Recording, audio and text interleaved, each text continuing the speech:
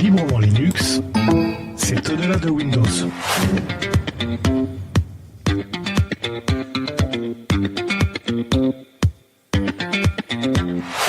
Je m'appelle Cédric et je suis votre humble serviteur pour ce nouveau numéro de podcast Librement Linux. Merci d'ailleurs d'y être fidèle. Librement Linux, c'est un des seuls podcasts qui aborde les solutions libres, Linux, l'informatique et les projets numériques au travers d'informations, de billets et d'échanges. Vous pouvez nous écouter sur le site mancast.fr et également sur la chaîne YouTube de Steve513v3. Vous pouvez également retrouver l'actualité Linux sur numotopia.fr. Et dans ce numéro, il y a Steve. Steve qui a un style et un genre de rien, il en impose dans son billet d'humeur et le courrier des cœurs. Salut. Salut tout le monde. Le Tux, lui, il surgit hors de la nuit, tel un manchot masqué. Son nom, il le signe rubrique actualité, sortie de la semaine. Salut. Salut. Merci à Enrique de Webit Music pour le générique. Et cet épisode est diffusé sur les conditions Creative Commons Attribution 4.0 internationale, excepté les extraits musicaux, les bandes son externes et les œuvres sonores non produites par l'équipe de Librement Linux. Et venez discuter avec nous sur Salon Matrix, Librement Linux Podcast. Et nous sommes le dimanche 3 décembre 2023 et il est 21h27 et 37 secondes. Au programme billets, actualité, dossier où on parlera de solutions de streaming ou comment regarder des vidéos en ligne sous Linux. Mais tout de suite, on retrouve la bulle audio également où on aura un retour sur un épisode précédent. Mais tout de suite, c'est le billet de Steve. Librement Linux, le billet de la semaine de Steve. Bon, c'est à mon tour. Et si vous l'avez remarqué, oui, effectivement, j'ai encore une voix de canard asthmatique. En même temps, quand on est en Belgique et qu'il y a 3 flocons qui tombent, il fait tout de suite moins 8000. Donc, voilà, je suis malade. Enfin, c'est pas grave, vous avez l'habitude des voix de Belges de toute façon. Alors, cette semaine, je vous avoue, franchement, j'en ai quand même pas mal chié pour trouver comment j'allais pouvoir amorcer ce billet d'humeur. Sauf que je viens de le faire comme ça, mais bon, soit. J'ai même fait appel à Cédric et au Tusk masqué pour pouvoir m'aider à trouver une piste. Et c'est là que Cédric qui me parle d'un épisode de Perry Mason. D'ailleurs, pour ceux qui ont compris Perry Mason, vous n'hésitez pas, vous me faites un petit commentaire, juste pour qu'on se sente un peu moins seul, nous, les vieux. Enfin voilà. Donc, Perry Mason, blabla, et puis tout d'un coup, il me parle de Caldera contre Microsoft. Et en fouillant davantage, on réalise que Microsoft n'a pas qu'un seul squelette dans le placard, c'est carrément le Père Lachaise, ma parole, dans son... voilà quoi. Et enfin, 5 secrets pour personne, mais à ce point, franchement... voilà, enfin, soit si vous venez de débarquer, nous sommes en 2023 et la voix que vous entendez dans votre petite tête depuis quelques minutes, ça s'appelle un podcast. Donc voilà, Microsoft a été impliqué dans de nombreuses affaires juridiques, notamment contre les États-Unis, l'Union européenne et ses concurrents. Et je vais vous dresser quand même un tableau vite fait à l'arrache, parce que Microsoft est en situation quasi monopolistique et abuse de sa position dominante. Non. Entrave la concurrence dont les communautés des logiciels libres et open source. Donc voilà, je vais quand même pas non plus m'attarder davantage, mais l'exemple le plus flagrant pour que ça puisse vous parler un peu plus, c'est par exemple l'intégration par défaut d'Internet Explorer dans Windows pendant des années, qui avait fatalement désavantagé les navigateurs concurrents qui ont eu beaucoup plus de difficultés à pouvoir s'imposer.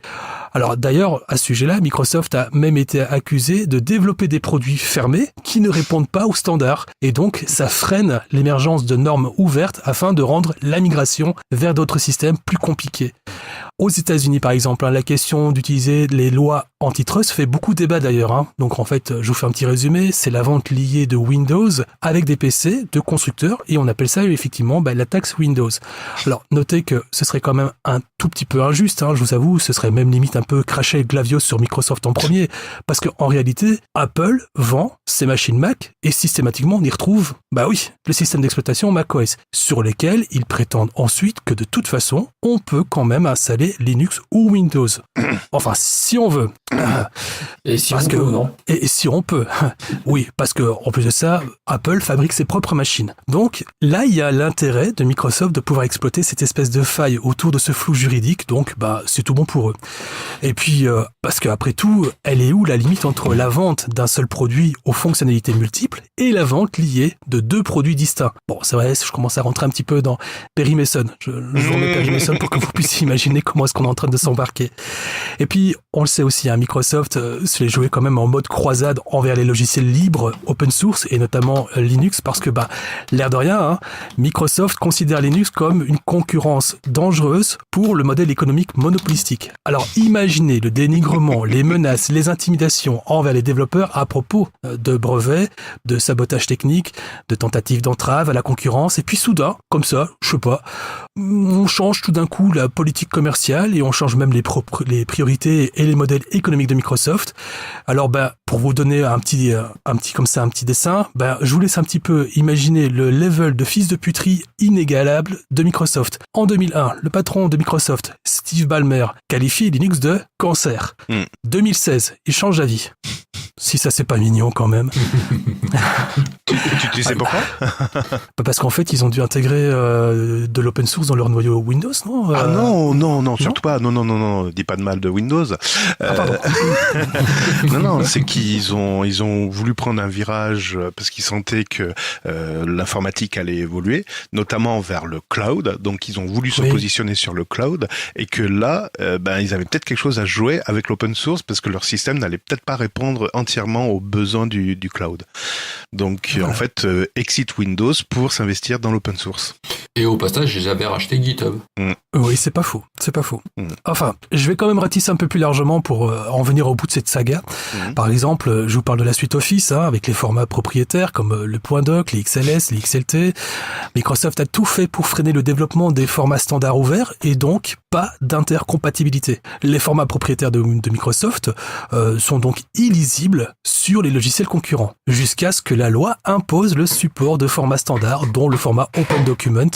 Voilà, le problème c'est que Microsoft apporte un support médiocre au format ODF, il est même limite soupçonné de sabotage au format, et fatalement, puisque les utilisateurs utilisent la suite Office, ils croient que le nouveau format, c'est lui qui déconne. Donc qu'est-ce qu'on va faire? On va continuer à utiliser les anciens formats Microsoft, bien évidemment. Enfin, c'est un peu logique. On est en 2013 et puis The Guardian et The Washington Post, ce sont deux journaux assez importants, d'après ce que j'ai pu croire, d'après ce que j'ai pu lire, je suppose, dénoncent la collaboration avec le programme PRISM de la NASA et de Microsoft. PRISM autorise le gouvernement à accéder secrètement aux données des citoyens non américains sans mandat. Je pense NSA. que j'ai dit NASA, mais c'était NSA autant pour moi.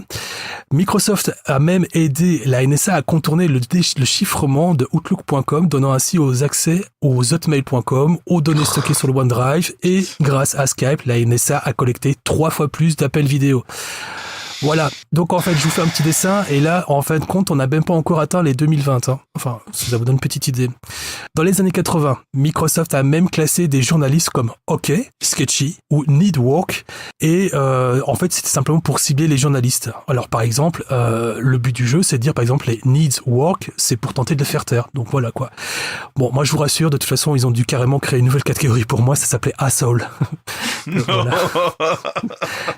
Enfin, du moins, je suis sûr et certain qu'après ce billet d'humeur, de toute façon, c'est comme ça que ils vont m'appeler. Ça, c'est sûr et certain. Asshole, ça veut dire quoi? Trou du cul, c'est ça? Non, ça veut dire quoi? Ouais, c'est un truc comme ça, tout mignon, tout plein, ouais, c'est ça. D'accord. Bon. Selon un rapport d'enquête en 2017, Microsoft possède approximativement 130 milliards de dollars US placés dans des paradis fiscaux. Je sais pas si j'ai bien dit 130 milliards de dollars dans les paradis fiscaux. Voilà. Alors là, vous allez me dire, finalement, pour conclure, vous allez me dire tous, ouais, alors, c'est comme ça partout, hein? Oh, Maurice. Maurice qui est justement avec moi dans le KGB, ça tombe super bien. Attention, il se frotte un peu, hein. Recule un peu, Maurice, merci. Et c'est justement ça qui me pète le cul. Maurice, recule, j'ai dit.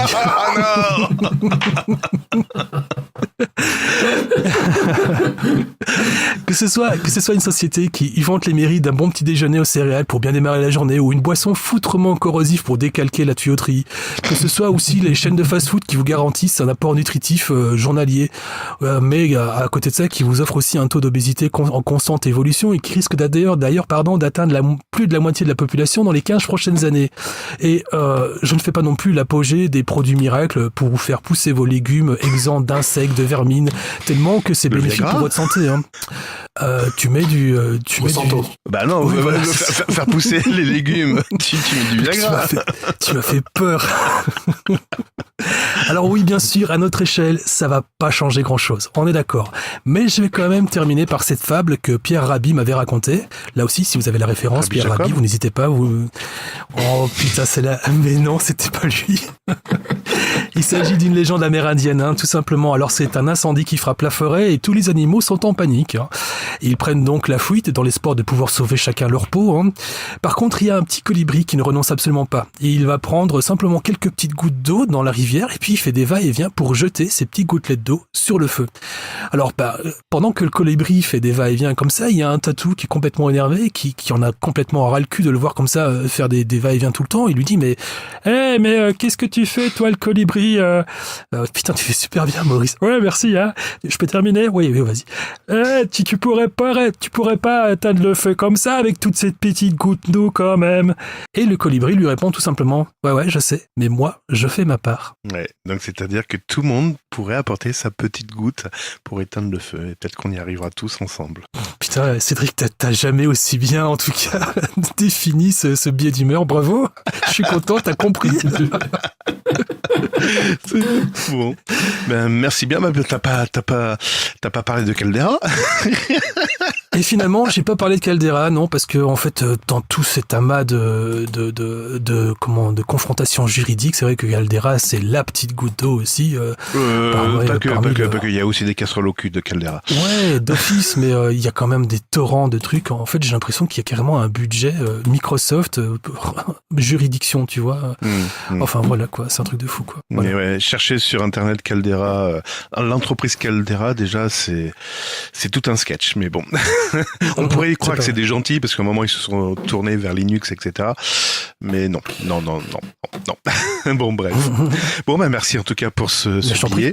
Le titre c'était d'ailleurs Je sais, mais je fais ma part. Donc oui, c'est ça. Ouais. Exact. J'ai oublié de l'annoncer, mais ouais. Ok, maintenant je comprends mieux le titre maintenant. A posteriori, oui. Voilà, c'est ça. Bon, bah écoute, très bien, merci. On va pouvoir enchaîner sur l'actualité. Librement Linux. À vous, Cognac. L'actualité. Aujourd'hui, on va aborder quelques points d'actualité qui nous ont fait réagir. Et c'est le Tux qui nous les présente. Et tu vas commencer par Ubisoft. Oui, la semaine dernière, à l'occasion du Black Friday, des joueurs d'Assassin's Creed ont eu la mauvaise surprise de se voir imposer dans le jeu de la publicité pour d'autres jeux Assassin's Creed ou autres en promotion sur Ubisoft pendant la période du Black Friday. Mais dans le jeu, la pub dans le jeu ? Directement dans la pub, en fait, les pubs s'affichaient durant les moments de chargement ou quand vous voulez accéder à la carte. Et impossible de la zapper, il fallait la regarder jusqu'au bout. Donc ça a pas mal buzzé sur Twitter, entre autres, ou sur les réseaux sociaux, généralement. Et donc, suite à ça, Ubisoft s'est excusé en disant que ça se reproduira pas et tout ça. Bon, en fait, on sent très bien aujourd'hui une tendance chez Ubisoft, mais peut-être aussi chez d'autres éditeurs de jeux vidéo, à vouloir, même si vous payez un jeu 70 €, imposer de la publicité aux joueurs. Alors après, je ne sais pas si c'est à corréler avec cette mésaventure, mais depuis le début de la semaine dernière, Ubisoft offre Assassin's Creed Syndicate jusqu'au 6 décembre. Donc il faut aller sur son compte Ubisoft, acheter le jeu à 0 € et comme ça l'ajouter à ses listes de jeux. Vous pouvez le télécharger et jouer. C'est le dernier, c'est ça ? Non, c'est pas le dernier, c'est l'avant-dernier, je crois. Oui, donc le premier, celui qui marchait sous DOS, c'est ça ? Non, pas loin.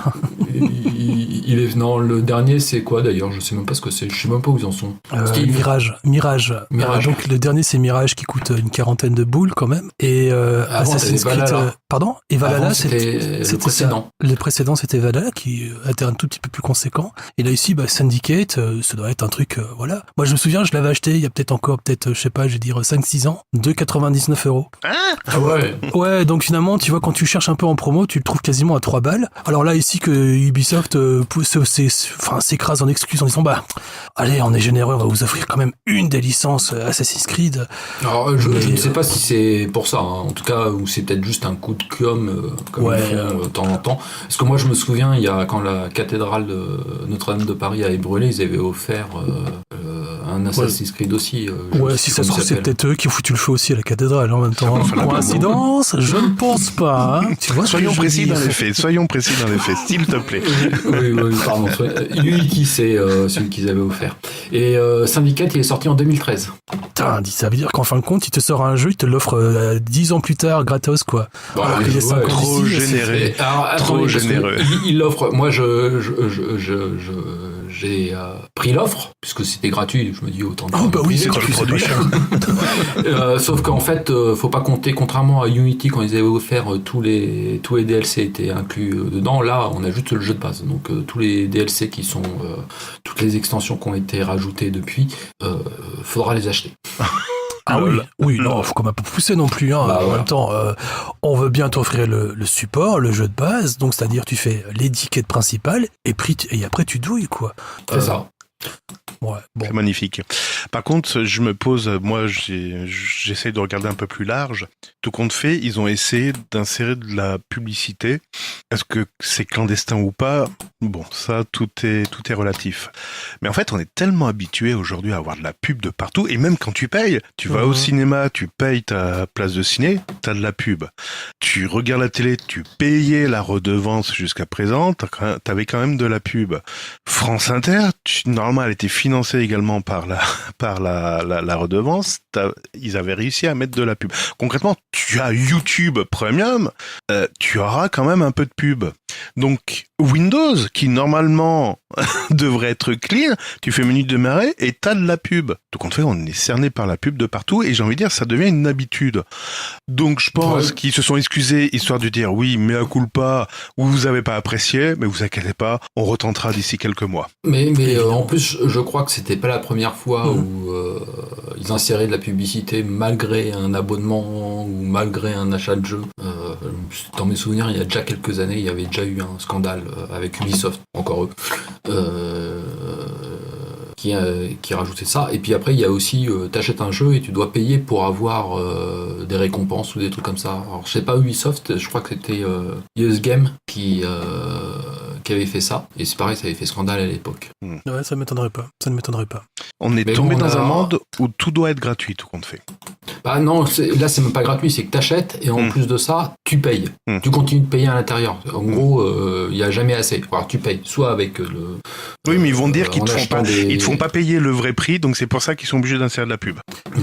Et je vais aller plus loin. Vous vous rappelez de l'époque, je vous parle de ça, on est dans les années 80-90, hein, tu vois, on s'achète un jeu, que ce soit sur PC, même sur notre console de jeu, hein, Sega ou n'importe quoi. Moi, je me souviens que quand en fin de compte on achetait un jeu, et c'était un jeu, il était fini, tu vois, donc c'est-à-dire qu'il n'y avait pas de mise à jour possible. C'était vraiment un jeu qui était normalement supposé être éprouvé. Alors peut-être que les bugs, ils étaient existants, mais ils étaient quand même mineurs.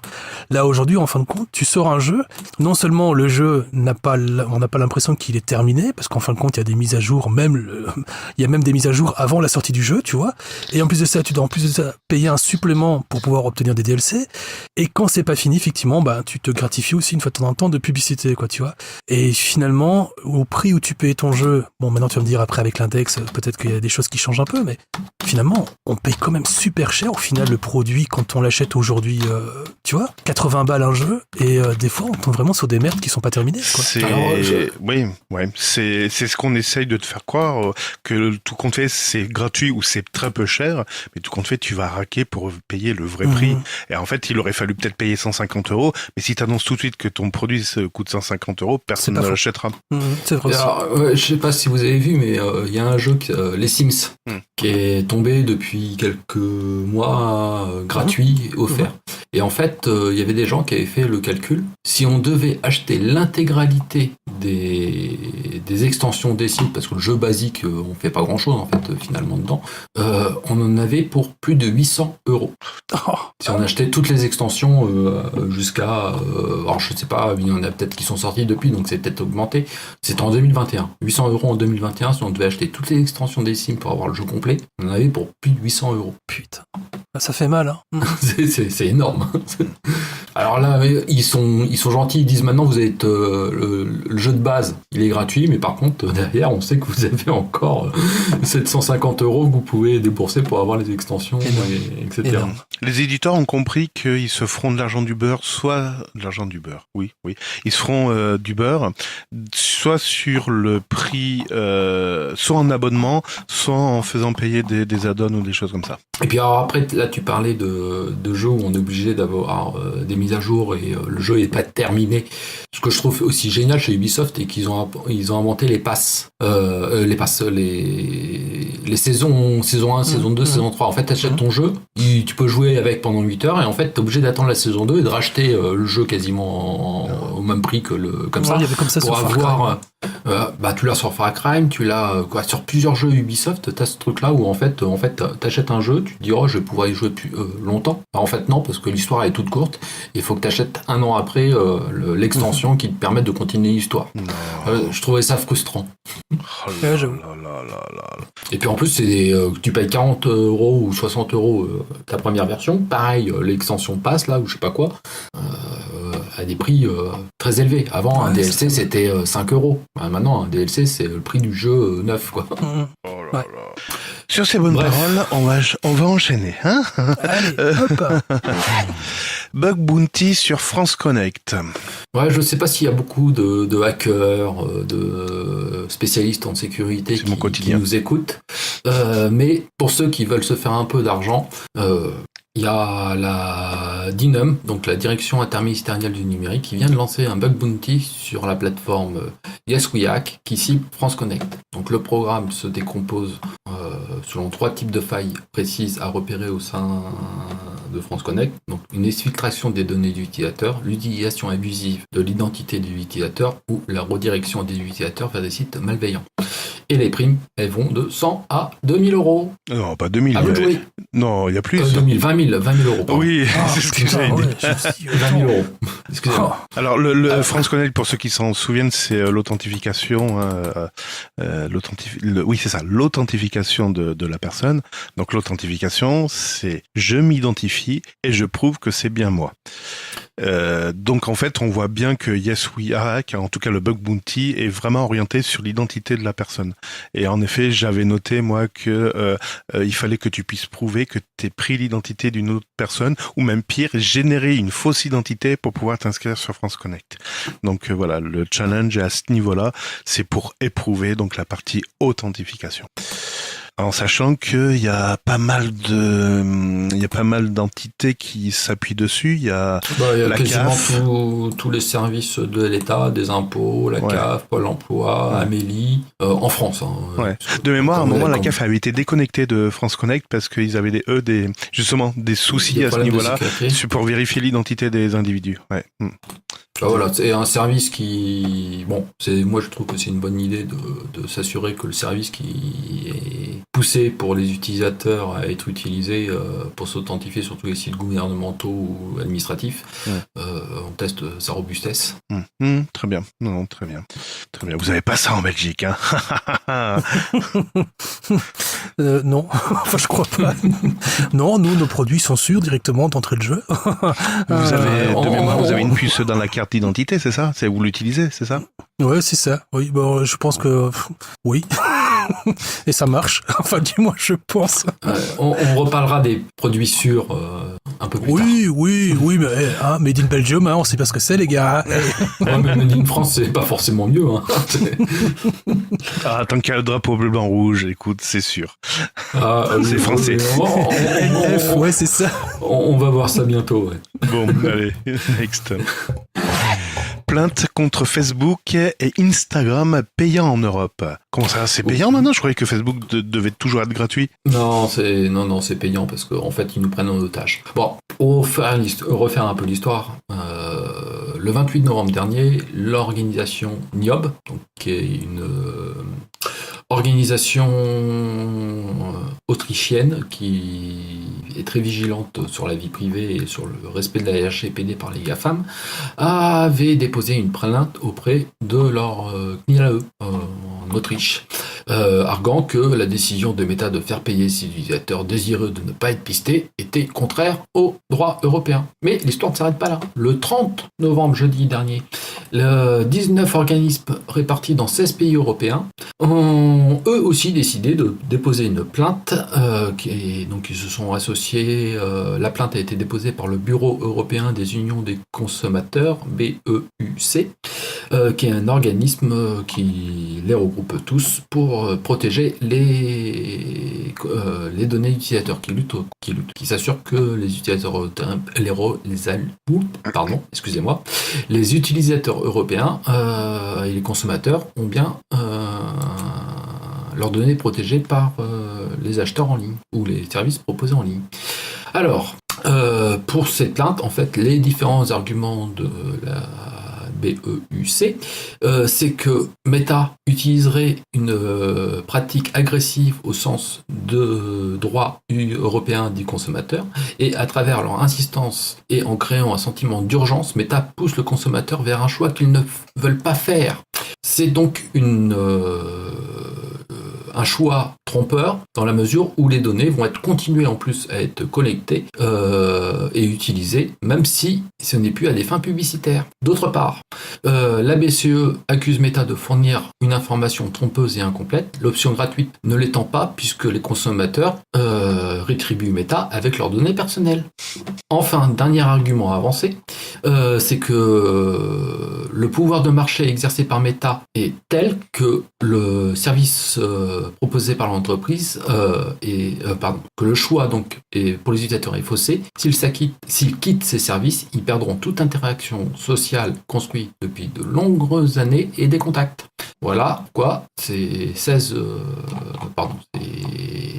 19 organismes se sont associés pour aussi déposer une plainte contre Meta. Grosso modo, Meta il pensait se mettre en règle avec le RGPD en rendant payant l'accès pour ne plus avoir de publicité, mais en fait ils n'ont pas tout compris. Ouais, il y en a qui disaient, enfin j'avais lu comme quoi le prix de la liberté, oui c'est ça, c'était tu payais le prix de la liberté et que c'était pas négociable en France, il y avait pas de prix. Enfin en Europe du moins. Ça pose la problématique des produits gratuits. Je pense à Facebook, Twitter, X. Je pense. Il va devenir payant aussi, lui. Oui, X, oui, ils ont bien pris le virage en tout cas. Ce qui me désole un peu, c'est que les Français y soient allés parce qu'ils en avaient envie, pourquoi pas. Moi, ce qui me désole, c'est, je me rappelle au tout début, je regardais Touche pas à mon poste quand ça passait sur France 4 et ça avait fait quand même un peu débat, parce que justement, il disait si vous voulez échanger avec nous, vous nous envoyez un message sur Facebook ou sur Twitter. Et à l'époque, c'était faire la promo de plateformes privées. Et ça avait fait pas mal de remous en disant non, c'est inadmissible de faire la promo de plateformes privées. Ce qui n'ont pas empêché après tout le monde de faire la même chose. Ce qui me désole, c'est que France Télévisions, qui a France 4 dans son giron, avait déjà une plateforme, ils avaient des forums, on pouvait s'inscrire là-bas pour échanger. Pourquoi d'un seul coup, du jour au lendemain, ils ont décidé de sortir de ça et de faire confiance à une plateforme avec qui ils avaient aucun partenariat et faire confiance à une plateforme et envoyer tout le monde sur cette plateforme? Je m'interroge. Et qui ne s'est pas posé la question à dire, au bout d'un moment, cette plateforme, soit elle va fermer, soit elle va rendre un truc payant. Il y a personne qui s'est posé cette question. Enfin, ça m'étonne fortement. Il y a autre chose qui m'a choqué au début de Facebook, dans vie de Facebook, c'est que tu parles de France Télévisions. Bon, ok, c'est une entreprise, elle fait des médias, elle veut discuter. Après, moi, ce qui m'avait choqué, c'était que même à l'éducation nationale, dans certaines classes, les maîtresses disaient que pour s'informer sur l'actualité de sa classe et de savoir ce que fait ton enfant avec elle, fallait aller sur Facebook et s'inscrire au groupe Facebook.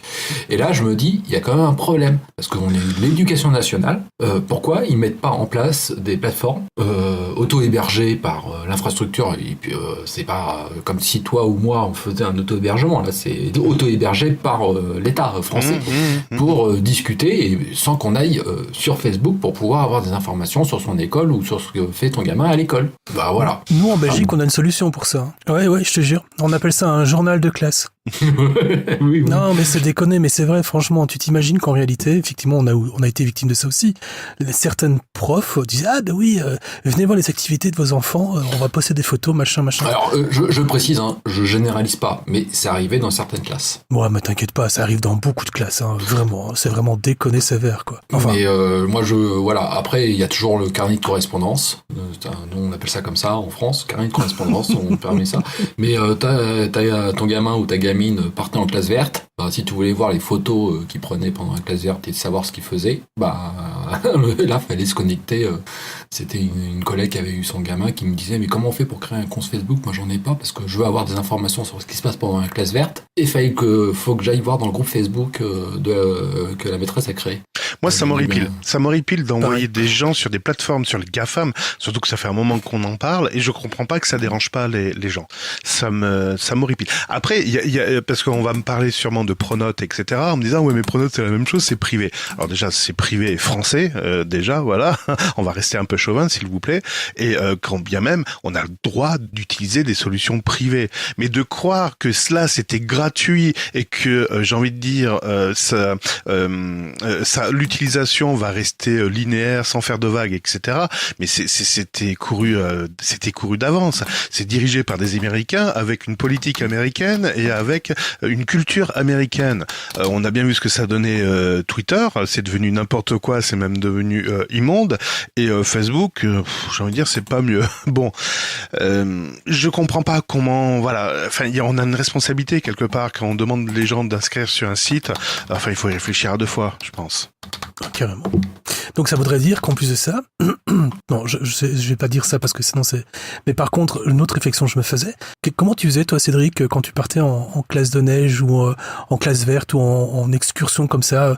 Parce que moi j'avais juste en fait un appareil photo jetable, on appelait ça un Kodak d'ailleurs, si vous vous rappelez, et on avait juste en fait un numéro de téléphone. On appelait papa et maman et puis voilà. Et puis après tu vivais ta vie. Même quoi, tu envoyais une carte postale. Ouais, mais après tu vivais ta vie. C'était vraiment ça l'idée, l'essence même de devoir justement se décrocher. Je pense qu'il faut savoir vivre. Il faut quand même savoir vivre avec son temps. Tu parlais du carnet de liaison, du carnet de correspondance. Moi, il vient de disparaître au lycée au profit d'une solution privée et version numérisée.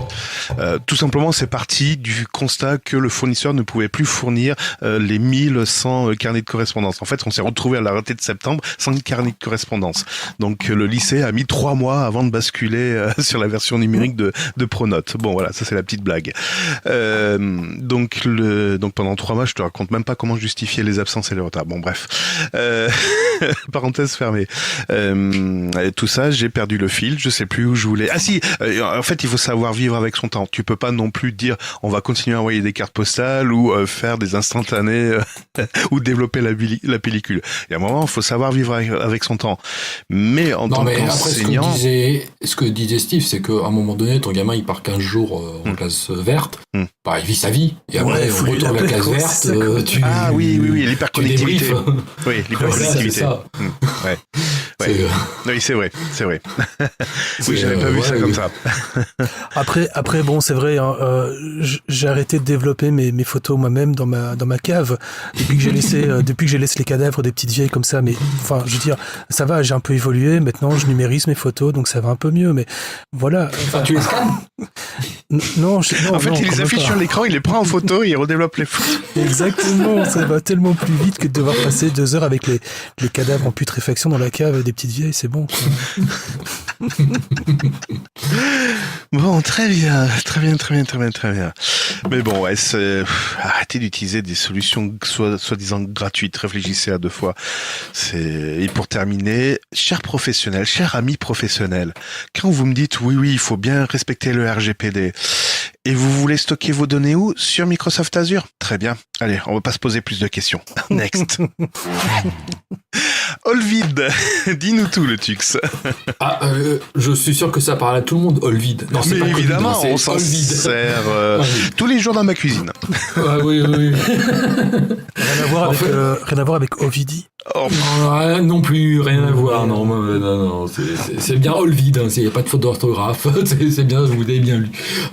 En fait, cette semaine, le gouvernement, ou plutôt les services d'Elisabeth Borne, ont décidé de faire un coup de pub à ce logiciel qui est en fait une messagerie chiffrée française. Et pour ça, ils ont rien trouvé de mieux que de dire à tous les services gouvernementaux, les fonctionnaires travaillant dans le ministère, etc., d'arrêter d'utiliser des applications grand public type. Alors, ils n'ont pas précisé le type, mais en fait, on entend derrière grand public WhatsApp, Telegram, Signal, etc., pour utiliser la seule messagerie instantanée chiffrée, certifiée par l'ANSSI. L'ANSSI, c'est l'Agence nationale de la sécurité des systèmes d'information. C'est une agence gouvernementale française. Donc, d'utiliser la seule application certifiée par eux, qui est Olvid, qui est certifiée depuis l'ANSSI depuis septembre 2021. Et donc, ils sont invités à migrer d'ici mi-décembre. Voilà. Alors, derrière, ça pose quand même plusieurs problèmes. Déjà, suite à cette annonce, la présidente de la Fondation Signal, Meredith Whittaker, qui fait une réponse au service d'Elisabeth Borne en disant « Madame la Première ministre impose au ministère, donc sur Twitter, plusieurs posts, impose au ministre l'utilisation d'une petite appli de messagerie française, très bien. Je ne suis pas inquiète de voir qu'elle invoque, par contre je m'inquiète de voir qu'elle invoque des failles de sécurité dans Signal et autres pour justifier ce changement. Cette affirmation n'est étayée par aucune preuve pardon, excusez-moi. À tes souhaits. est dangereusement trompeuse et en particulier, elle émane du gouvernement. Si vous utilisez un produit français, allez-y, mais ne diffusez pas d'informations erronées en cours de route. Signal fait l'objet d'audits indépendants, son code source est ouvert et son protocole est testé depuis plus de 10 ans. De plus, le protocole de chiffrement de Signal, alors ça c'est moi qui le rajoute, est utilisé par de nombreuses messageries sécurisées aujourd'hui parce que justement il est assez résistant. Et donc WhatsApp, Google Messenger, Facebook, Skype, etc., utilisent ce protocole. Et les experts en sécurité recommandent d'ailleurs l'utilisation de ce protocole et de Signal parce que en matière de sécurité et de vie privée, il est très puissant. Alors, ça c'était la première remarque que je faisais, qui était donc la réponse de Signal. Puis deuxième remarque, moi je me souviens d'un logiciel qui s'appelait Chap, qui avait été lancé en 2018, si mes souvenirs sont bons, qui était censé être la messagerie officielle pour communiquer de manière chiffrée et sécuritaire entre les différents membres du gouvernement, ministères, etc. Et qui devait ouvrir au grand public. Et je me souviens de ma mère qui me demandait, Cédric, comment on installe tes chats? Ouais, alors d'ailleurs vous allez... t'échappes. En fait, il s'est échappé. Oui, parce que derrière, on trouve le client sur Android, sur le Play Store ou sur iTunes, mais bon, il faut avoir une adresse mail .gouv.fr pour pouvoir l'utiliser. Et alors, dernière remarque, c'est que Olvid et T'échappes sont utilisés aujourd'hui. L'État français met en avant des solutions 100% fiables, sans aucun risque et tout ça. Alors déjà, on le sait, entre nous, quand on en discute, il n'y a rien de 100% sûr. Et on n'est jamais à l'abri d'une faille de sécurité. C'est pas parce que c'est français que c'est meilleur que les autres. Ça serait belge, ça serait pareil. Voilà. Donc c'est pas un gage de garantie de dire que c'est français, donc c'est 100% sûr. D'autant plus que ces messageries, elles sont utilisées par très peu de personnes. Donc un test à grandeur nature avec des millions d'utilisateurs et surtout le coup de projecteur que viennent de lui donner l'État français va certainement intéresser les pirates pour essayer de rentrer dans les failles de ce système et d'espionner les messageries chiffrées. Voilà, donc moi je trouve que c'est assez dangereux de dire que c'est 100% sûr, en plus de dénigrer des autres messageries pour dire qu'elles sont pleines de failles non sécurisées, etc. C'est pas non plus forcément une bonne idée. Et puis en plus l'argent qu'on a dépensé pour Chap, que l'État a dépensé pour Chap, et donc nous indirectement les contribuables, il a servi à quoi si on propose aujourd'hui d'utiliser encore une autre application? Putain. Voilà. Mais par contre, Whittaker, c'est ça, non? Whittaker, c'est comment ça s'appelle? Whittaker, Meredith, ça ira plus vite. A eu tout à fait raison de réagir comme ça, parce que c'est tout à fait dénigrant pour son application. C'est en fait des accusations gratuites et graves, mensongères, gratuites, mensongères, etc. Donc, ça mériterait, tu vois, un petit procès pour diffamation. Ouais, mais je pense que pourrait, en effet. Alors, le seul truc, c'est que le gouvernement français n'a pas évoqué de nom, donc c'est pour ça que juridiquement, ça doit être un petit peu touchy. Ouais, mais bon. Ah, par contre, là où elle dit, elle va plus loin, et alors c'est une anecdote. Hein. Elle dit donc son protocole est testé depuis plus de 10 ans. Il a fait l'objet de plusieurs audits indépendants. Et si vous avez le moindre souci, n'hésitez pas. Voici mon adresse mail: security@signal.org. Ouais, c'est vrai. J'ai pas précisé ça dans mon résumé. Ouais, non, mais voilà, c'est une anecdote. Mais ouais, cette guerre, mais c'est parce que le gouvernement. Alors, je me demande, c'est tellement putaclic ce truc. Je me demande si le gouvernement n'est pas en train de nous montrer un truc où ils s'en foutent, mais royalement, tout compte fait. Comme tu disais, T-Chapt ou Chapt avait été normalement promulgué il y a 5 ans de ça, et il n'a jamais été adopté. Je pense que ça va faire pareil pour Olvid, mais je les soupçonne de nous montrer ça, et ils sont en train de faire passer autre chose en douce. Alors après, Olvid, il y a quand même des avantages à cette messagerie par rapport aux autres. Les métadonnées. Donc, quelle personne avec qui tu vas correspondre, la mise en relation, etc., elles sont chiffrées. Deuxième point fort, c'est un système complètement décentralisé. Il n'y a pas de serveur central, contrairement à Signal, qui met les relations, même si tout est chiffré, qu'on voit pas ce qui se passe dedans, mais il y a un serveur qui fait la mise en relation. Et troisième avantage, on n'est pas obligé d'avoir un numéro de téléphone pour pouvoir utiliser l'application. A priori, on l'utilise, on a juste besoin de créer un nom d'utilisateur, et donc c'est pas associé à un téléphone ou à une ligne téléphonique. Voilà les avantages que pourrait avoir le vide. On dit pas que le vide c'est de la merde, hein. Il y a de l'aime comme ça. Après, c'est juste que le coup de pub que lui fait le gouvernement en dénigrant les autres n'est pas très fair-play, on va dire. Bon, vous inquiétez pas, on restera sur Matrice. Il y a pas de problème là-dessus. Ah oui, parce que Chap, on vous l'a pas dit, ou vous connaissez peut-être pas. En fait, Chap, c'est basé sur le protocole Matrix. Et l'interface, c'est Rio, donc Element. C'était Rio à l'époque, ça s'appelait encore Rio. Maintenant, ça s'appelle Element. Donc, pour ceux qui sont sur le salon Matrix à discuter avec nous et qui utilisent Element, c'est un peu du Chap que vous avez. Donc, on était en avance sur notre temps, c'est ça? Wow, trop la classe. Je suis fier de moi. Oh là là. Bon, très bien. Allez, on va parler des sorties de la semaine, si vous voulez bien. Librement Linux, les sorties de la semaine. Et le Tux, tu vas nous parler de 2 sorties. Oui, en fait, je vais pas détailler les détails des nouvelles versions, c'est plus pour vous présenter des logiciels qui pourraient vous intéresser, des logiciels libres, est disponible sous Linux et sur d'autres plateformes. La première, c'est Digicam. Digicam qui sort cette semaine en 8.2. Digicam, pour ceux qui ne connaissent pas, et je pense que vous êtes nombreux à ne pas le connaître, c'est un logiciel pour gérer les photos, qui permet donc de classer ses photos et accessoirement aussi de les visualiser. Voilà. Vous connaissiez ? J'étais parti sur une blague salace, donc je vais rien dire. Ah, je précise, il utilise les bibliothèques KDE et il est écrit en Qt. D'accord. Moi, j'utilisais Chatroulette, c'est la même chose ? Putain, je vais mourir, les gars. Allez, deuxième sortie, désolé. Deuxième sortie, alors c'est pareil, un petit logiciel qui mérite à être connu, ça s'appelle Shotcut, qui sort en version 23.11. Depuis peu, ils ont adopté un peu comme plein de logiciels aujourd'hui, on met l'année et le mois de sortie pour faire le numéro de version.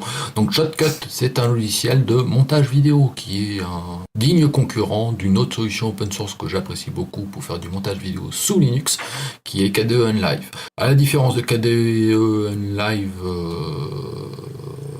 en fait, non, il n'y a pas de différence avec KDE Enlive, c'est une solution concurrente, on fait à peu près la même chose, du montage évolué. Donc vous pourrez faire les films dignes d'Hollywood avec. Et je pense que si vous n'aimez pas KDE Enlive, testez Shotcut, ça peut être une alternative intéressante et libre et open source. Très bien. Voilà. Voilà pour la sortie de cette semaine. Eh bien, écoute, peut-être qu'un jour on fera un dossier sur comment faire du montage vidéo sous Linux. Sur Linux ? Ouais, Ça, je crois que ouais. Puis je crois que Steve, t'as beaucoup de choses à raconter là-dessus. Allez, on va enchaîner tout de suite sur le dossier. Le dossier aujourd'hui qui parle du streaming sous Linux. Librement Linux, le dossier. Alors, pour tout vous dire, quand j'ai lancé cette idée, on est revenu vers moi, donc mes deux compères sont revenus vers moi. Il me fait, mais tu veux pas quand même parler d'OBS ? Ah, oui, j'avais pas vu ça comme ça. Non, c'est pas faire du streaming, c'est comment pouvoir profiter du streaming, donc de la vidéo en ligne. L'objectif du streaming, c'est de ne pas télécharger de fichiers pour pouvoir le regarder après, c'est simplement d'aller le regarder en direct sur Internet. Alors, on va parler des solutions, des solutions non pirates, hein, des solutions où, voilà, c'est tout à fait légal ce qu'on va vous raconter. C'est pas un dossier illégal, c'est pas un dossier pirate. Donc aujourd'hui, les solutions de streaming, vous les connaissez tous. Si je voulais regarder de la vidéo en direct, vous allez me dire, il y a, d'accord, Netflix, Disney+, Amazon Prime, YouTube, Apple TV+. Vous allez me dire, mais non, Apple TV+, c'est pas là-dessus. Ben, on va y revenir dans quelques instants. Pornhub, Oui. ça compte ? Toi, t'as regardé... je vais me taire, ça va déraper. Ça peut compter, oui, ça peut compter, parce qu'on peut avoir des difficultés à accéder à Pornhub. A priori, il y a des collégiens qui ont pas trop de difficultés pour faire ça, mais bon, pour certaines personnes, ça peut être compliqué. Voilà, bon. Donc oui, donc il y a des solutions déjà toutes prêtes, donc vous venez de les citer pour pouvoir regarder des vidéos. Alors après, ça dépend du contenu que vous cherchez. Si vous voulez du contenu original et de qualité, enfin tout est relatif, on va s'appuyer sur des solutions payantes comme Netflix, Apple TV, Prime Video, Max, Paramount+, etc. Canal+, je crois aussi propose une solution de streaming. Ouais, je crois que ça s'appelle Canal Play. Canal Play, voilà. Donc nous avons testé certaines solutions. En tout cas, moi, ça fait un moment que j'en teste et je suis tombé sur des soucis techniques. Donc c'est ce que je voulais évoquer en disant, tout n'est pas rose. Alors vous inquiétez pas, Windows aussi a des soucis techniques, mais là on est dans librement Linux, donc on va parler que des solutions sous Linux. On va commencer par le premier de toute cette série, le plus connu, j'ai envie de dire, Netflix. Netflix, donc vous pouvez accéder sur votre tablette ou sur votre smartphone, mais également sur l'ordinateur. Et si vous êtes sous Linux, ça dépend du navigateur, ça peut marcher comme pas marcher. Est-ce que vous avez essayé le Tux, Steve ? On a galéré. Netflix, j'ai pas essayé parce que malheureusement j'ai pas de compte, mais j'ai eu d'autres difficultés avec d'autres streamers. D'accord. Le Tux ? Tout comme Steve, j'ai plus de compte actuellement, Ouais. mais On n'aurait pas partagé notre compte, nous. Non, malheureusement, non. Et puis moi, en plus, vu qu'on est assez loin l'un de l'autre, je pense que Netflix nous aurait tout de suite identifié. Ouais, grillé direct. Alors moi j'ai un compte Netflix et j'ai essayé. Donc moi mon navigateur préféré c'est Firefox et j'ai essayé d'y accéder. Et là j'ai une avalanche de problèmes. Impossible concrètement, allez on va la faire courte, impossible de lire la vidéo. J'ai essayé toutes les solutions, hein. Revenez pas avec des solutions sur le forum librement Linux. J'ai tout essayé, non ça ne fonctionne pas. Aujourd'hui avec Firefox, la dernière version et Fedora, ça ne fonctionne pas. Vous allez dire c'est mort alors pour Netflix, pas sous Linux, vous voyez c'est de la merde Linux. Non, attendez, on va se calmer un peu. Il suffit simplement de changer de navigateur, vous prenez Chromium, j'ai bien dit Chromium, hein, pas Chrome, Chromium, et là, vous pourrez vous connecter à votre compte Netflix et regarder la vidéo. Et il y en a qui ont essayé, ils m'ont dit, ouais, mais t'es limité à 720p. Non, on peut aller beaucoup plus, on peut faire beaucoup plus de P. On peut aller jusqu'à 1080, voire 4000p. 4K, ça marche aussi? 4K, ouais, la 4K. Ah ouais, bien. Il existe un plugin qui permet d'élever la résolution. Alors, je sais pas sur quoi ça joue. Ouais. Mais... moi, je connaissais le plugin pour aller en HD, donc en 1080p. Ouais. Mais me semblait. Alors, moi, j'ai pas essayé le 4K. J'ai pas essayé le 4K, mais j'ai vu des vidéos sur des plateformes pirates où les vidéos étaient en plus haute résolution qui venaient de Netflix. Donc, je pense qu'il y a moyen. Voilà. Voilà, donc ça c'était Netflix. Moi sur Netflix, je voulais apporter une précision. Oui. Si vous êtes sur Ubuntu, dans le Snap Store, donc le magasin d'applications Ubuntu, vous avez une application Netflix qui vous permet d'installer donc Netflix sur votre ordinateur Linux. Et en fait, derrière est caché un moteur Chromium.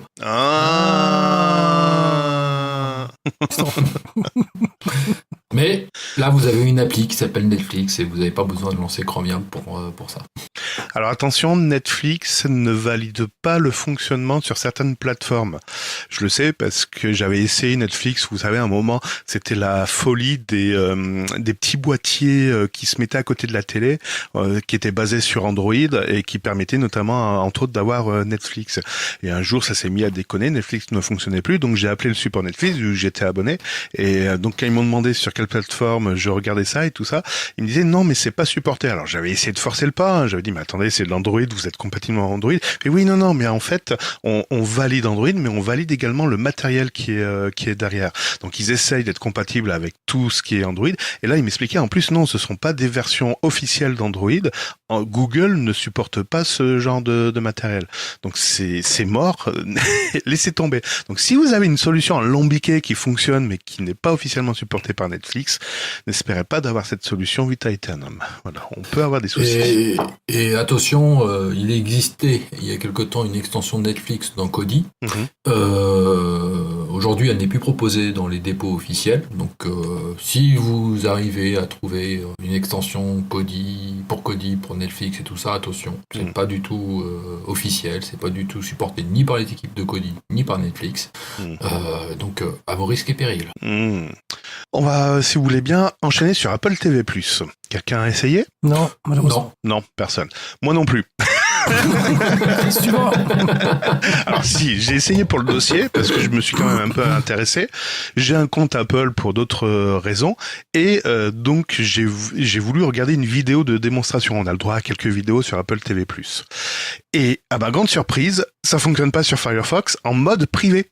Mais du moment où on se remet en mode standard, ça s'est mis à fonctionner. Étrange. C'est génial.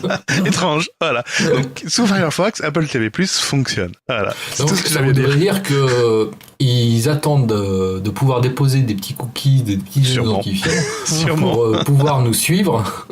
Sûrement. Que la navigation privée ne permet pas. Voilà, tu fais une des conclusions parmi tant d'autres. Voilà. Ah oui, c'est une supposition. Voilà.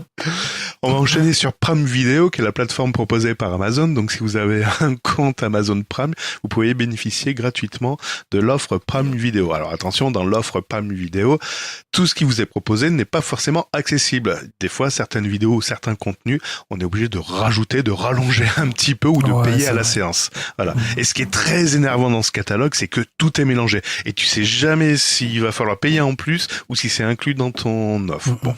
Ça, c'est mon point de vue. Et ben, lui, Prime Video, allez, c'est open bar. Donc, Firefox, les dos dans le nez.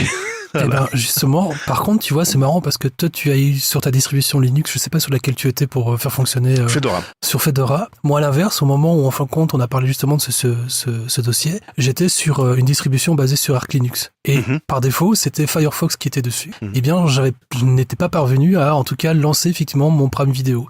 Alors que par contre, on discutait de tout ça entre nous. Ok, on va essayer avec l'installation Chromium. Et là, problème encore, ça n'a pas fonctionné. Ah, punaise! Et donc, résultat des courses, ce qu'on a dû faire, c'est que, ce que j'ai dû faire, c'est d'ajouter trois sous-couches de Wine, Staging, Mono et Gecko. Et grâce à cela, j'ai pu redémarrer après mon navigateur et j'ai conservé Chromium, bien sûr, pour les tests. Et finalement, Chromium a finalement accepté de diffuser après mes vidéos. Et donc, j'ai regardé Robocop. Voilà. Wine, le programme qui permet de lancer des exécutables Microsoft. Eh bien, c'est ça qui est assez étrange. Aussi étrange que ça puisse paraître, Wine Staging, Wine Mono et Wine Gecko. Alors, qu'est-ce qu'ils font? Qu'est-ce qu'ils vont chipoter? J'en sais que de. Mais en tout cas, l'installation de ces trois sous-couches m'ont permis de pouvoir après relancer mon navigateur comme si de rien n'était. Et finalement, Prime Video a pris tout de suite sans aucun problème. Pourquoi? Je sais pas. Petite précision pour ceux qui nous écoutent avec attention et qui se disent quelles sont les lignes de commande 40 restive et tout ça. Dans le descriptif de l'épisode, vous retrouverez les liens vers les sites qui vous permettent de faire fonctionner, ou au moins d'essayer de faire fonctionner les différents services sous Linux. Il y a un article de Isfos et de Kiwiblog. Ouais. Okay. Voilà. Ok. C'est bizarre, mais ça doit peut-être que le paquet embarque d'autres dépendances qui t'a été imposé au moment de l'installation et donc qui t'a permis derrière d'activer certaines fonctionnalités. Ouais. Peut-être des codecs multimédia supplémentaires, que sais-je, peut-être, je sais pas. J'avoue que mon Fedora est pas de toute première fraîcheur, donc j'ai dû installer peut-être des choses qui m'ont permis également de voir Prime Video du premier coup sans forcer. Ok. On va enchaîner avec Disney+. Alors cette plateforme normalement devrait disparaître ou pas, on sait pas. Il y a des oui-dire. Bon, on s'en fout, on n'est pas là pour faire des ragots. Par contre, vous avez Disney+? Non. Non? Je me souviens plus du mot de passe. Ah, punaise! Bon, voilà, next. J'ai pas essayé non plus, j'ai pas cherché. Donc, voilà, je sais même pas comment on accède à Disney+, en fait. Voilà. C'est plus de mon âge, tout ça. Ensuite, YouTube. Non, ça je connais pas. Tu connais pas? Tu peux pas y accéder, c'est mort. Connais pas. Qui a des difficultés pour aller sur YouTube? Oui, justement, c'était là la question. C'est parce que, YouTube, il y a personne qui a des difficultés à aller sur YouTube. Aujourd'hui, ça passe crème, il y a vraiment pas de problème. Ça passe tellement crème qu'ils arrivent également à mettre de la pub de partout. Pour l'instant, ça passe crème, mais sous Firefox, il y a eu quelques difficultés en ce moment. Ah oui, pour la pub, oui, pour les anti-pubs, ouais. Pour la petite histoire, donc YouTube est en train d'insister fortement sur la publicité, tellement fortement que ça gave certaines personnes qui avaient activé des bloqueurs de pub. Alors on va pas vous en faire la promotion, quoique c'est pas illégal, hein, c'est tout à fait, on a tout à fait le droit d'aller consommer des ressources sur Internet si on fait pas du piratage, hein, si on trafique pas un compte pour pouvoir y accéder. Mais la ressource YouTube est entièrement libre d'accès, donc il n'y a pas de souci là-dessus. Donc vous avez le droit d'utiliser le navigateur que vous voulez dans la configuration que vous voulez. Donc vous avez le droit d'utiliser Firefox avec un bloqueur du pub, ce n'est pas du tout interdit. Et à tel point qu'il existe d'autres solutions qu'utiliser un navigateur pour aller sur YouTube, et tu l'as évoqué, il y a une application qui s'appelle FreeTube. Et FreeTube va scanner les vidéos qu'il y a sur YouTube et vous le propose dans une interface claire, épurée, sans bouton s'abonner ou sans bouton je poste des commentaires ou des choses qui pourraient vous perturber ou de la publicité. Et franchement, je trouve que FreeTube s'améliore de version en version et il y a de moins en moins de blocage, je trouve. De Steve, non?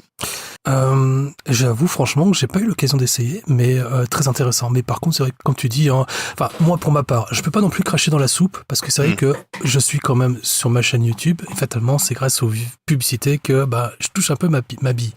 Mais c'est vrai, j'avoue franchement, c'est abusé le nombre de pubs. Il y a plus de pubs maintenant dans YouTube que à la limite. Enfin, je veux dire, tu regardes plus en fait une série de pages de pubs plutôt que la vidéo qui t'intéresse, à vrai dire. Tu vois, donc c'est lourd. Ouais, j'avoue. Alors, moi, il y a un truc qui m'énerve, qui m'agace sur YouTube, c'est quand tu lis une vidéo, après ça enchaîne directement avec des vidéos qu'il a sélectionnées pour toi. Ouais. Alors en plus, mais des fois ça reste sur le même sujet, mais des fois tu passes sur un sujet complètement autre. Je trouve ça franchement agaçant. Je crois que tu as un bouton qui permet de désactiver l'enchaînement automatique sur le site de YouTube. Ouais, je pense. Ah ouais. Oui. Bon, je pratique pas suffisamment pour. Ouais. Alors sur FreeTube, il y a une autre option qui est intéressante, qui est le zappage de promo dans la vidéo. Imaginons Steve fait une vidéo, puis il est sollicité par NordVPN pour pouvoir faire de la promo pendant les 5 premières minutes ou à un moment faire un instant promo. Et ben si certains utilisateurs déclarent que dans tel segment de sa vidéo il fait de la promo, il y a un add-on qui permet de mémoriser ça et de le partager à toutes les personnes qui ont cet add-on. Donc les personnes suivantes, quand elles vont regarder la vidéo, elles vont regarder tranquillement la vidéo, et quand ils vont enchaîner avec l'instant promo, paf, ça va sauter toute cette partie et ça va retomber à la fin sur la fin de sa vidéo. C'est magnifique. C'est génial. Et je me posais une question, parce que YouTube, il existe aussi un abonnement payant qui permet d'accéder à un service VOD. Oui. Mais est-ce qu'on a de la pub sur YouTube? Oui. Quand on paye, je sais pas combien d'euros par mois? Non, sérieusement. Oui, potentiellement, Google annonce que Alors, j'ai pas été c'est longtemps. pas l'abonnement de Netflix avec de la publicité. Non, c'est Premium, c'est YouTube Premium. Il n'y a pas 36 000 niveaux. Et alors, moi, quand j'ai été YouTube Premium, il y a très longtemps de ça, j'avais jamais de pub. Mais maintenant, ils annoncent que potentiellement, tu peux avoir de la publicité, même étant abonné. Est-ce que tu crois que les organisations européennes là, qui ont porté plainte contre Facebook et Instagram, ils pourraient pas porter plainte contre YouTube aussi? Oh, ils peuvent, mais c'est pas parce que tu payes un abonnement que t'as pas le droit de publicité. Quand t'achètes un magazine, quand tu payes un magazine, il y a de la publicité à l'intérieur. Et qu'est-ce que tu fais? Tu tournes la page. C'est ça, voilà. Et donc, je cherchais l'add-on, voilà. L'add-on qui est dans FreeTube, qui est inclus dans FreeTube, il s'appelle Sponsor Block. Voilà, donc ça permet alors, on peut zapper donc l'instant promo ou l'instant sponsor. On peut zapper l'autopromotion, style qui ferait référence à d'autres chaînes, etc. Les interactions en disant, n'hésitez pas à mettre des commandes. Tout ça, voilà. L'introduction, la conclusion, le récapitulatif aussi. Steve va bien faire. Donc, en conclusion, je vous répète, ça, tu pourrais les zapper. Pareil, mettre de la musique ou carrément, t'as l'instant bouche-trou. Si quelqu'un considère qu'à un certain moment, c'est du bouche-trou, plouf, tu peux le zapper aussi. C'est génial. Voilà. C'est génial. En fait, pendant que tu en parlais, effectivement, de FreeTube, j'étais en train de l'installer aussi sur mon PC. Ouais.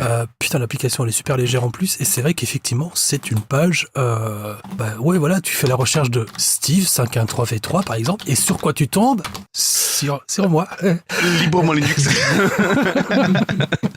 Non, mais alors après, il y en a qui vont dire, mais si t'es pas abonné, comment tu peux voir les dernières vidéos et tout ça? Alors, ils sont très malins chez FreeTube et ils se sont rendus compte que les chaînes YouTube avaient un flux RSS. Et en fait, t'as un bouton tout compte fait. Si je vais sur Steve, tu as un bouton s'abonner. Et là, ça va pas envoyer des infos à YouTube, à Google. Non, s'abonner, en fait, c'est simplement FreeTube qui va mémoriser l'adresse de ton flux RSS. Et quand tu vas poster une nouvelle vidéo, FreeTube va simplement consulter le flux RSS et il va voir qu'il va y avoir des nouvelles vidéos et il va les afficher, il va les signaler à l'utilisateur de FreeTube. Voilà. Mais ça dérange pas Google, ça?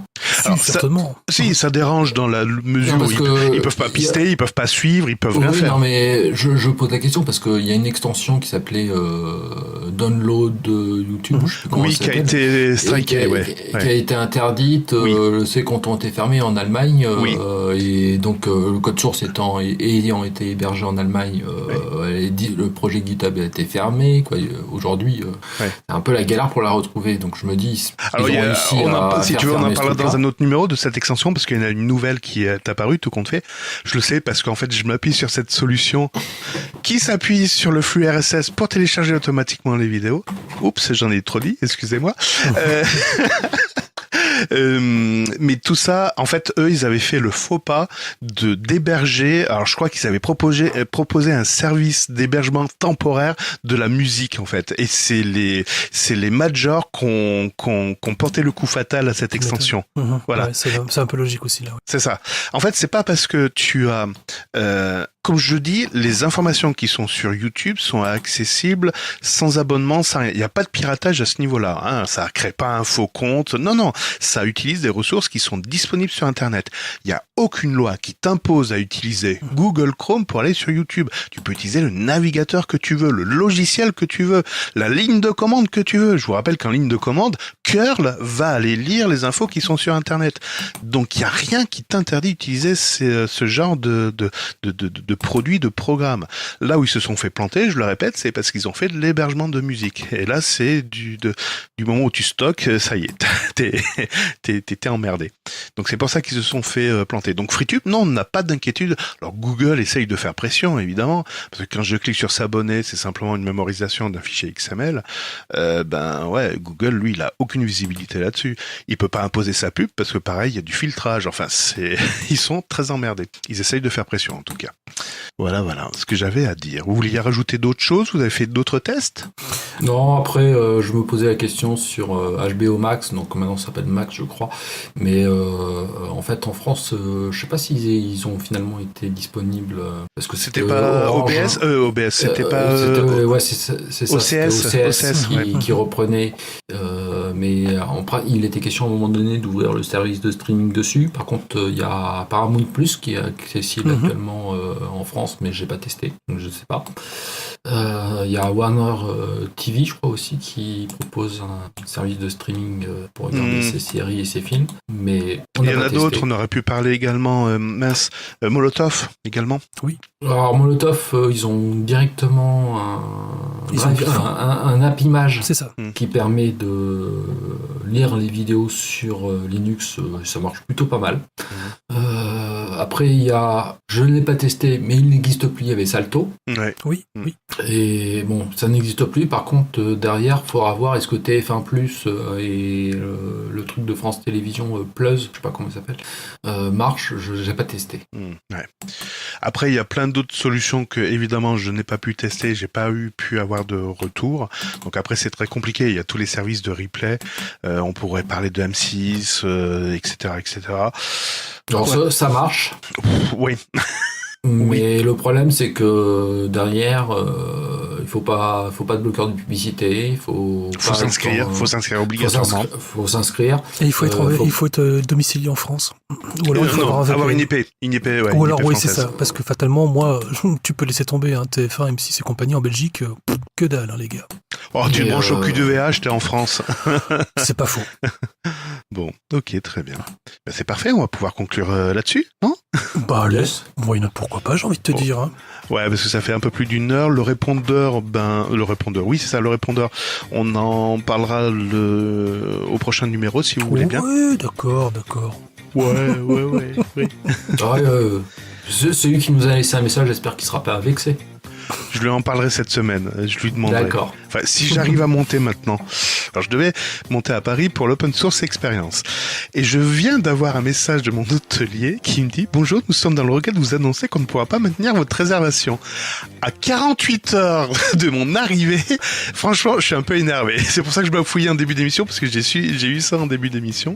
Et ouais, j'avoue que j'étais pas bien. Bon, bref. Donc, voilà. les amis de la communauté libre, si jamais vous êtes sur Paris et que vous avez un hôtel 4 étoiles et que justement, comme par hasard, la suite présidentielle est dispo, pensez-y, je dis ça comme ça, quoi. Avec un jacuzzi. Oui. Et puis, surtout, des cacahuètes dans le bar, s'il vous plaît, les gars. Des cacahuètes, c'est important. Des chips. Et des chips aussi. Ouais, des chips. Il veut des chips. Mettez des chips. C'est bon, les chips. Très bien, je vous remercie pour votre fidélité. Merci Steve, merci le Tux masqué. Rendez-vous au prochain numéro de Librement Linux. Bye bye. Bye bye. Et bye tout le monde.